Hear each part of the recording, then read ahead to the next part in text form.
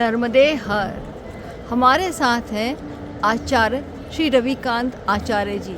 आचार्य जी, आप बताइए कि आपके दादा गुरु के साथ यह कौन सी परिक्रमा है? ये मेरी दूसरी परिक्रमा है श्रद्धेय दादा गुरु जी के साथ। मैं प्रथम चरण में आया था और अभी तृतीय चरण में मैं दादाजी के साथ चल रहा हूँ। हमने सुना है कि जब इसके पहले आप परिक्रमा में चल रहे थे तो आपके जो लड्डू गोपाल थे उन्होंने दादा गुरु जी के हाथ से जल ग्रहण किया था, क्या यह सत्य है?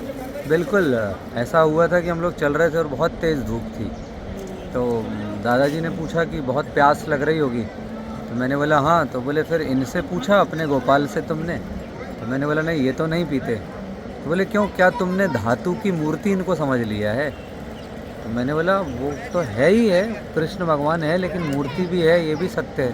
तो बोले नहीं, ये जल पिएंगे। मैंने बोला ये तो मुझे नहीं लगता कि पिएंगे, मगर आप कह रहे हैं तो हो सकता है। तो उन्होंने तुरंत जल पिलाया और ठाकुर जी ने जल पी लिया। लगभग 150 परिक्रमावासी उस समय थे, सब लोगों ने देखा और फिर कई लोगों ने भी अपने हाथ से जल पिलाया, तो ठाकुर जी ने सबके हाथ से जल पिया। जी, अभी हम आपसे बात करेंगे आपके सबसे कठोर व्रत, महाव्रत जो आप दादा गुरु के साथ चलते हुए कर रहे हैं, चंद्रायण व्रत। पहले आप हमें चंद्रायण व्रत के बारे में जानकारी दीजिए। चांद्रायण व्रत का मैंने सबसे पहले पढ़ा था 15 जनवरी 2016 में। जी। मैं नर्मदा पुराण पढ़ रहा था, तो उसमें लिखा हुआ था कि कुबेर भगवान ने 12,000 वर्षों तक चांद्रायण व्रत किया। तो मुझे समझ में नहीं आया कि ये क्या व्रत है और क्यों उन्होंने किया। तो जब मैंने व्रत की जानकारी लेने के लिए स्कंद पुराण, भविष्य पुराण ये सब पढ़ा, तो मुझे ये पता चला कि ये जो चांद्रायण व्रत है, ये हमारे पूर्व जन्म के जो प्रारब्ध हैं उनको भी काटने का सामर्थ्य रखता है। जो जानबूझकर किए गए पाप हैं और जो अनजाने में भी पाप हैं उनको दूर करता है। तो अभी तक सतयुग, त्रेता, द्वापर में अनेक सिद्धों के द्वारा ये व्रत किया गया। चंद्रायण व्रत की शास्त्र सम्मत विधि क्या है? शास्त्र सम्मत विधि इसमें अभी कलयुग में चांद्रायण को थोड़ा सा संशोधन करके विद्वानों ने एक मृदु चांद्रायण बनाया है, लेकिन जो हम करते हैं उसको कृच्छ्र चांद्रायण बोलते हैं। जी। तो कृच्छ्र चांद्रायण की विधि है कि सूर्योदय से सूर्यास्त तक बिल्कुल निर्जला व्रत करना रहता है, कि आपको जल की एक बूंद भी नहीं लेना है, केवल वायु पर ही रहना है, चलना है। जैसे ही सूर्यास्त होगा फिर स्नान करके, ध्यान साधना करके फिर आप माई का जल ग्रहण कर सकते हैं। उसके बाद जो तिथि होगी उस तिथि के अनुसार आपको ग्रास लेना है। जैसे व्रत आरंभ हुआ पूर्णिमा के दिन, जी। तो पूर्णिमा को चंद्रमा की पूर्ण कलाएं होती हैं, तो पूर्ण कलाओं के कारण आप 16 कौर ले सकते हैं। उसके बाद अगले दिन से वो एक एक घटते जाते हैं, क्योंकि चंद्रमा की कलाएं जो हैं वो घटती बढ़ते रहती हैं। जी जी। तो अमावस्या तक घटते घटते वो शून्य हो जाती है। अमावस्या को चंद्रमा नहीं रहते, तो अमावस्या को निराहार रहना है। आहार के रूप में आप कुछ भी नहीं ले सकते अमावस्या। फिर अगले दिन से फिर एक से शुरू होगा, क्योंकि चंद्रमा की एक कला, 2 कला, तो एक कलाओं का व्रत है, इसलिए कलाओं के साथ ही ये घटता और बढ़ता है।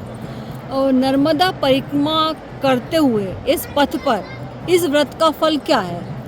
मुख्य रूप से इस व्रत का प्राकट्य ही नर्मदा तट पर हुआ था। भगवान ब्रह्मा जी ने यहाँ 24,000 वर्षों तक चांद्रायण व्रत किया था, और चांद्रायण व्रत की महिमा को उन्होंने ही उजागर किया था। जी। और जो हम आज, जिसको दुनिया पशु कहती है और हमने माँ कहा है, ऐसी आद्य शक्ति गौ माता का प्राकट्य उन 24 वर्षों के चांद्रायण व्रत का फल है। जी। जब ब्रह्मा जी ने किया कि इस धरा का संचालन कौन करेगा, संरक्षण कौन करेगा, तो इस संकल्प को लेकर के उन्होंने व्रत किया और ज्वाला के रूप में गौ माता प्रकट हुई। और फिर गौ माता में उन्होंने समस्त देवताओं को स्थान दे करके उनके स्थूल शरीर का निर्माण किया। तब उन्होंने प्रकट किया कि एक अद्भुत असाधारण व्रत जिससे सब कुछ संभव है। अभी आप दादा गुरु के साथ कर रहे हैं, दादा गुरु भी वायु पर परिक्रमा कर रहे हैं और आपका भी वायु पर ये व्रत हो रहा है, तो आपको ऊर्जा मिल रही है दादा गुरु से?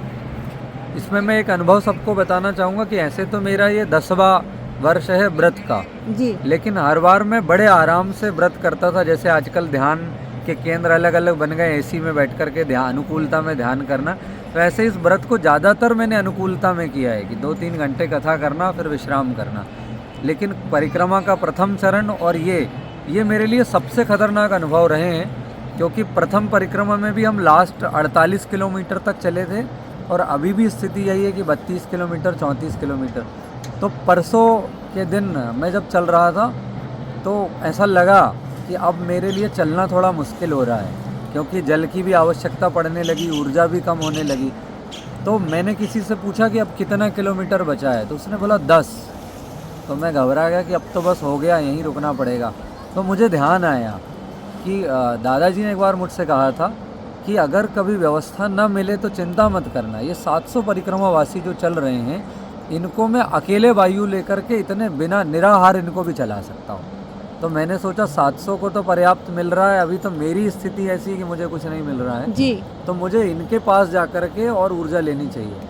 तो जब करंट जैसे मिलता है तो मैं जैसे ही गया इनके पास तो मुझे अचानक ऐसी ऊर्जा मिली कि उसके बाद वो 10 किलोमीटर कब पार हुआ पता ही नहीं चला। और तब से मेरी ये रोज़ की आदत हो गई है कि दोपहर के पड़ाव के बाद मैं धीरे से उनके बगल में चलना शुरू कर देता हूँ, तो आपको ऊर्जा मिलती तो रहती है। इतनी ऊर्जा मिलती कि मैं आराम से, और अब मैं सूर्यास्त पर भी जल नहीं ले रहा हूँ, मैं ध्यान साधना से फ्री होकर के लगभग 8 बजे जल पीता हूँ और प्रसादी 11 साढ़े 11 के बाद। तो हम कह सकते हैं कि दादा गुरु ऊर्जा का एक ब्रह्मांडीय जो बोलते हैं ऊर्जा, उसका स्रोत है, वो बिल्कुल। सबको ऊर्जा दे रहे हैं। जिस प्रकार वृक्षों के अंदर इतना प्राण होता है कि वो स्वयं तो जीवित रहते ही हैं और हजारों प्राणियों को जीवित रख सकते हैं, इतना सामर्थ्य है, वैसे ही दादा गुरु जो थोड़ी थोड़ी वायु ले रहे हैं उस वायु में ही इतना सामर्थ्य है कि वो स्वयं अपने शरीर को धारण कर रहे हैं और दूसरा सबके शरीर को भी चला रहे हैं। मैं हर बार अनुकूलता में व्रत करता हूँ, उसके बाद भी शिथिलता आती है, कमजोरी आती है, क्योंकि स्वाभाविक है, कलयुग में ये व्रत लुप्त हो चुका है, कोई नहीं करता है, तो इतना कठिन व्रत है तो असर पड़ेगा। लेकिन प्रथम परिक्रमा में भी और अभी भी किसी प्रकार का कोई मुझे अंतर उसमें समझ में नहीं आ रहा है कि शरीर कमज़ोर हो रहा है। इसका मतलब कहीं ना कहीं वो जो कहते हैं वृक्ष ही स्वरूप है, वृक्ष को जल दो तो मुझे मिलेगा। तो जैसा वृक्ष काम करते हैं प्राण देने का, ऐसा ही वो काम करते हैं ऊर्जा का संचार करने का। बहुत बहुत धन्यवाद। दादा गुरु और माँ नर्मदा की कृपा आप पर हमेशा ऐसे ही बनी रहे। नर्मदे हर। नर्मदे।